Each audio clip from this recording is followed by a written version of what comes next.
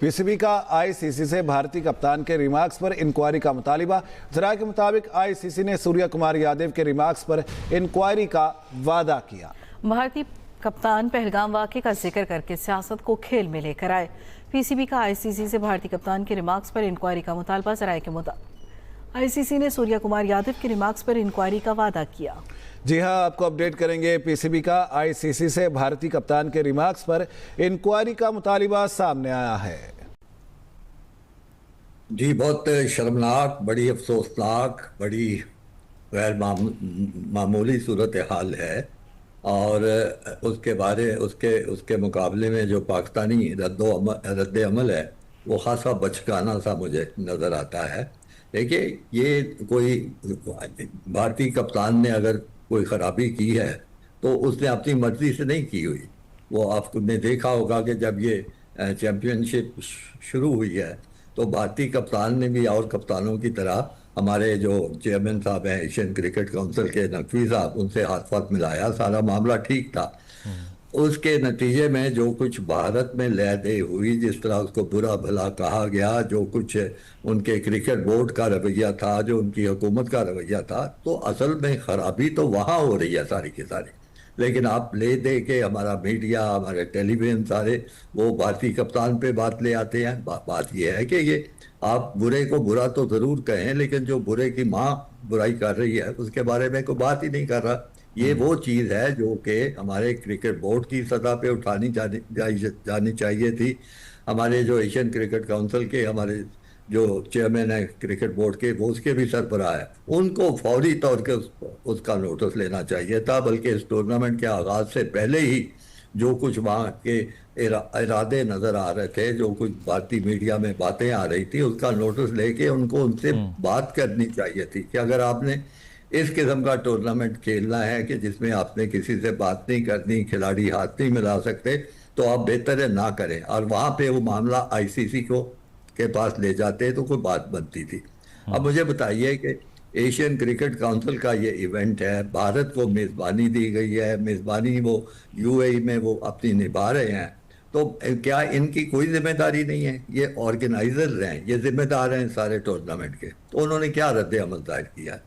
तो मैं तो बार बार ये कह रहा हूँ कि एशियन क्रिकेट काउंसिल ने को इसका नोटिस लेके तमाम जो वाक़यात पेश आ रहे हैं, जो तमाम जो मामला आ रहे हैं, उस पर हंगामी इजलास बुलाना चाहिए था। आज से 1 दिन पहले, 2 दिन पहले इजलास बुलाया जा चुका होता और वहाँ पे ये जो कुछ हो रहा है वो सामने लाई जाती।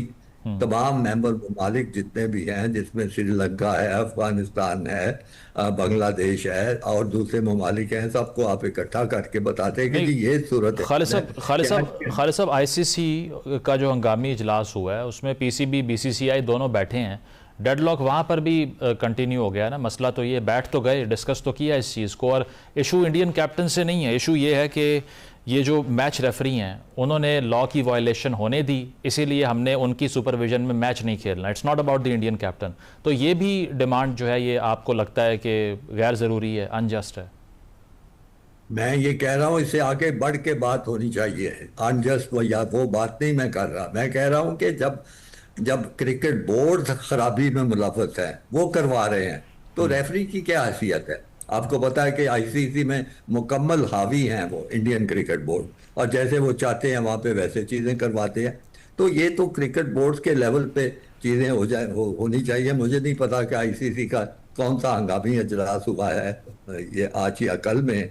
तो बात तो ये है कि ये हमारे क्रिकेट बोर्ड को इनिशिएटिव लेके इस सारी सूरत हाल को बैनुल अक़वामी सतह पे लेके जाना चाहिए था। हर इतने और मेंबर हैं क्रिकेट खेलने वाले मुल्कों के, तो सारों की अब इसमें शमूलियत होनी चाहिए थी, रद्द अमल आना चाहिए था। इस किस्म का टूर्नामेंट जिसमें कि कोई किसी तरह की भी अब जान नहीं रही, हर तरह की क्रिकेट की रवायात की पामाली हो रही है, तो आप इसको एक छोटे से इशू पे मरकूज कर रहे हैं कि जी रेफरी बदल जाए तो फिर हो जाएगा सारी मामला ठीक। रेफरी बदल जाए और उसके बावजूद वो हाथ ना मिलाए, उसके बावजूद किसी की बात ना माने, तो फिर आप खुश हो जाएंगे कि जी बड़ा अच्छा हो गया, रेफरी तो बदल गया है, और आपकी मतवातर बेइज्जती होती रहे, आपकी रवायात पामाल होती रहे, क्रिकेट के प्रोटोकॉल्स का हरज होता रहे, वो बेहतर चीज़ होगी सारी की सारी। बिल्कुल, जो आप कह रहे हैं ना, ये बोर्ड्स की जो आप बात कर रहे हैं डोमिनेशन की, और जब वो फैसला कर लें, आपने कहा उनमें ख़राबी है असल में, तो एक कंपैरिजन ये भी होता है, जिस तरह उस्मान ख्वाजा जो ऑस्ट्रेलियन क्रिकेटर हैं, उन्होंने फ़लस्तीन के लिए अपने बूट पे एक पैगाम लिखा और उसमें लिखा हुआ था ऑल लाइव्स आर इक्वल, तमाम जानें बराबर हैं। उनको जुर्माना हो गया, उनको फ़ाइन हो गया। तो यहाँ पर अगर आपको लगता है जिस तरह से आप कह रहे हैं, तो ये क्या बोर्ड इतना डोमिनेट कर जाता है? जिस तरह BCCI है वो रेवेन्यू कमा के देता है, उसका एक बड़ा शेयर है ICC की अर्निंग्स के अंदर, और बाद में उसको रीडिस्ट्रीब्यूट भी किया जाता है। तो क्या वजह है कि ये स्ट्रक्चर जो है ये रिफॉर्म नहीं हो पाता, और बोर्ड्स जो हैं वो इतने ताकतवर हो जाते हैं कि कवानीन ही हवा में उड़ा देते हैं वो? देखिए, हमेशा होता है, दो कुव्वतें, दो पार्टियां होती हैं। एक होती है ताकतवर पार्टी, एक होती है दूसरी पार्टी सारी।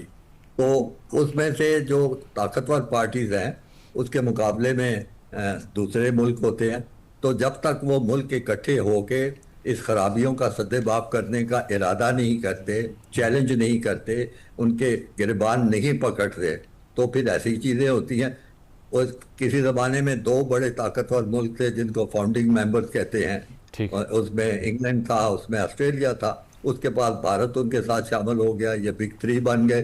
तो उसके बारे में क्या रद्द अमल हुआ है? कोई रद्द अमल नहीं हुआ। अक्सर ममालिक ने पैसे के लालच में उनका साथ देना शुरू कर दिया। तो पाकिस्तान जैसे मुल्क का, जिसकी किसी ज़माने में टीम भी अच्छी होती थी, तो उनको चाहिए था कि एक ब्लॉक बनाते 4 मुल्कों का, 6 मुल्कों का, चाहे उनकी कमज़ोर आवाज़ ही होती, चैलेंज तो करते ना। तो यहाँ पे चैलेंज करने का रवाज ही खत्म हो गया। जिस तरह जो बात, जैसे आप सियासी मुहाज पे चले जाएं, तो अब एक मुल्क है इससे ज्यादा यानी बदनाम और इससे ज्यादा शर्मनाक हरकतें करने वाला मुल्क नहीं इसराइल। वो जो मर्जी करते हैं, उसके मुकाबले में अरब मुल्क और मुसलमान मुल्क कितने हैं, नन्ही मुन्नी सी आवाजें उठाते हैं और चुप करके बैठ जाते हैं। तो इस तरह तो फिर यही होता है जो कुछ हो रहा है। और खालिद साहब शॉर्टली ये जिस तरह से अगर ये मैच अब नहीं प्रोसीड किया UAE और पाकिस्तान का, तो इसके क्या इम्प्लिकेशंस हो सकते हैं? किसी किस्म की कंपनसेशन होगी, रीस्केजुअल हो जाएगा, या फिर टूर्नामेंट ही सारा यहाँ पर हॉल्ट हो जाएगा, रुक जाएगा? मेरा ख्याल ये है, मैं महसूस करता हूँ कि वो इंडिया जो कि होस्ट कंट्री है, वो ये टूर्नामेंट को आगे लेके जाएगा। उसमें से जो भी अपनी मर्जी की चीज़ें करेगा वो करेगा, और पाकिस्तान पे उल्टा खिलाफ एक मुहाज इकट्ठा करेगा कि इन्होंने इस टूर्नामेंट को फेल करने की कोशिश की है, खराबी की है। वो कोई ना कोई उसका प्रोपेगेंडा भी करेंगे, तमाशा भी करेंगे, और आपके हाथ में कुछ भी नहीं आएगा। यकीनन स्पिरिट ऑफ क्रिकेट और जो कवानीन है, जो देखने वाले हैं, शायकीन हैं, उनके लिए कोई अच्छी खबर नहीं है। बहुत शुक्रिया। टीम को रवाना कर दिया गया है। मुशावरत कैसे हुई, क्योंकि पहले तो मना किया गया, फिर मामलात हतमी मराहिल तक कैसे पहुंचे? सलीम खालिद साहब। जी बिल्कुल, ये 3 दिन जो गुजरे हैं, आप यकीन माने कि मेरे लिए भी इस तरह गुजरे कि मोबाइल हाथ में और व्हाट्सएप पे मैसेज का इंतजार क्या हो रहा है। तो जब मैं इतने ज्यादा टेंस रहा, तो मैं सोच सकता हूँ प्लेयर्स और ऑफिशियल कितने रहे होंगे, क्योंकि ये मैंने अपने करियर में इतने टेंस सिचुएशन कभी क्रिकेट में नहीं देखी जितनी अभी नजर आई। और प्लेयर्स को ये कह दिया गया था कि आप लोग अपने कमरों में चले जाएं, मैच नहीं हो रहा। तो उस वक्त तो लग रहा था पॉइंट ऑफ नो रिटर्न पे पहुंच चुके हैं। उसी के बाद PCB ने एक मुख्तसर प्रेस रिलीज जारी की, जिसमें मीडिया से कहा गया कि लाहौर में DSNG लेकर कजाफी स्टेडियम पहुंचो। इस वक्त लग रहा था कि मामला पूरा खत्म हो चुका है, और मुझे लग रहा है कि थोड़ा सा ना माइंड गेम भी दोनों पार्टीज की तरफ से खेला गया।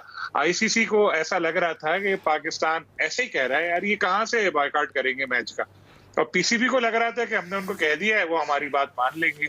लेकिन ये जो था, जिस तरह क्रिकेट मैच में कोई टर्निंग पॉइंट होती है ना, एक विकेट, ये छक्का लग जाए, यहाँ ये चीज टर्निंग पॉइंट थी जब प्लेयर्स को मना किया गया, और ये बात आगे पहुंची कि टीम को पाकिस्तान ने कहा है कि चले जाओ अपने कमरों में, नहीं हो रहा मैच, और प्रेस कॉन्फ्रेंस बुलाई। तो ICC को भी लगा कि ये लोग तो सीरियस है, तो उन्होंने मुख्तलिफ इनको ऑप्शंस दिए हैं जो अभी तक सामने आए नहीं है। लेकिन जो एक पुराना जो सबसे इम्पोर्टेंट एक ऑप्शन था, वो ये था एंडी पाइक्राफ्ट को पाकिस्तान के मैचेस से हटा देते हैं। आप बाकी मैचों में अगर वो हैं तो आपको क्या प्रॉब्लम है, लेकिन पाकिस्तान डटा हुआ था कि नहीं जी इनको पूरे इवेंट से हटाएं। अब कुछ देर में ये पोजीशन क्लियर होगी सूरत हाल कि क्या उन्होंने ये बात पाकिस्तान की मान ली है, लेकिन इस मामले का ये हल जो भी आए, मैच हो रहा है ये बहुत बड़ी बात है, क्योंकि अगर मैच नहीं होता तो उसके इंटरनेशनल क्रिकेट पे बहुत संगीन असरात पड़ते और पूरा आप समझे कि रुख तब्दील हो जाता है इंटरनेशनल क्रिकेट का। तो इस लिहाज से ये अच्छी चीज है कि क्रिकेट हो रही है, 1 घंटे ताखीर से मैच शुरू होगा। पाकिस्तान के लिए बहुत इंपॉर्टेंट मैच है। पाकिस्तान अगर जीत गया तो सुपर 4 में पहुंच जाएगा और इतवार को अच्छा सलीम साहब मुंतजर होगी जी। सलीम खालिक साहब साथ ही रहिए। आमिर साहब हमारे एक्सपर्ट्स हमारे साथ मौजूद हैं, उनके पास कोई ब्रेकिंग न्यूज़ है। आमिर साहब क्या खबर है आपके पास? जी आमिर साहब। जी बिल्कुल, मैंने अभी चेक किया तो मुझे ये बताया गया है कि मैच रेफरी की तरफ से टीम के मैनेजर और कैप्टन से माफ़ी मांगी जाएगी, अपॉलॉजी की जाएगी और इंटरनेशनल क्रिकेट काउंसिल ने इंक्वायरी कराने का कहा है इस सारे में। पाकिस्तान का जो मुतालबा था कि भाई हम नहीं खेलेंगे, तो ये अभी मेरे पास इतला आई है कि वो मैच रेफरी टीम से, मैनेजर से और कैप्टन से माफ़ी मांगेंगे, अपॉलॉजी करेंगे और इंटरनेशनल क्रिकेट काउंसिल ने कहा है कि हम इसकी पूरी इंक्वायरी कराएंगे जो पाकिस्तान ने शिकायत की है। तो ये फैसला हुआ है और उसकी अनाउंसमेंट जब भी वो करेगा, पाकिस्तान क्रिकेट बोर्ड या आईसीसी करे, जिस तरह भी करे, तो मैच होने जा रहा है, लेकिन फैसला ये हुआ है कि ये किया जाएगा। सही सही जी। सलीम खालिक साहब, अब जिस तरह से आमिर साहब ने ये खबर दी है, क्योंकि कहा यह जा रहा था कि जैसे ही पीसीबी इंतजामिया बात करेगी तो ज़ाहिर है जो मामला तय हुए हैं वो मीडिया के सामने भी रखे जाएंगे। जो अभी आमिर साहब बात कर रहे हैं इंक्वायरी भी और माफ़ी की बात भी, तो इसका मतलब है पाकिस्तान के मुतालबात माने गए हैं। सलीम खालिक साहब, पाकिस्तान का मुताल देखिए, माफी वाला ऑप्शन पहले भी था, आईसीसी ने इनको दिया था कि हम कहते हैं माफी मांग लो एंडी पायक्राफ्ट को, लेकिन पीसीबी कह रहा था नहीं इनको पूरे इवेंट से हटाएं। और ये ऑप्शन भी एक था कि उनको सिर्फ पाकिस्तान के मैचेस से ही हटा दिया जाए। अब अगर ऐसा हो रहा है कि जी उनको सिर्फ पाकिस्तान के मैचेस से हटाया है, तो फिर सवाल ये होता है कि इतना फिर पाकिस्तान क्रिकेट बोर्ड ने मामले को आगे क्यों लेकर गया जी, और क्यों इसने पहले ही, जब आईसीसी ने ऑप्शन दिया था तो पहले ही मान लेना चाहिए था, और माफी मान लेनी थी तो पहले ही मान लेनी चाहिए थी। माफी का तो आईसीसी ने ऑप्शन इनको पहले ही दिया था। शायद मुझे ये लग रहा है थोड़ी मिस कैलकुलेशन दोनों तरफ से हुई है। पीसीबी को भी लग रहा था कि हमारी बात ये लोग मान लेंगे और हम जरा सा इनको धमकी देंगे, दूसरा आईसीसी को भी लग रहा था कि ये हमारे साथ ब्लफ कर रहे हैं। तो इस चीज में दोनों पार्टीज ने एक दूसरे को अंडर एस्टिमेट किया और मामला बिल्कुल एंड पे आ गया। आप समझे कि जब लग रहा था कि बस हो गया काम खत्म इवेंट का, तो बिल्कुल एक ये चेंज हुआ है इसमें। लेकिन अब असल सवाल ये है कि आईसीसी तहकीकात करेगी तो आईसीसी है कौन? आईसीसी है जय शाह। जय शाह कौन है? Jay Shah Indian cricket board के फॉर्मर जो सरबरा, और इंडियन के उनके जो वालिद हैं वो अमित शाह हैं। तो जाहिर है वो अपने ही सहूलतकार मैच रेफरी के खिलाफ क्या कदम उठाएंगे। तो ये एक अलामती सी चीज है ये कि यार चलो फेस सेविंग आप कह सकती हैं कि फेस सेविंग सही। चले आपको हम जहमत देते रहेंगे, कोई भी आगे खबर आती है, ब्रेकिंग न्यूज इस हवाले से। सलीम खालिक साहब।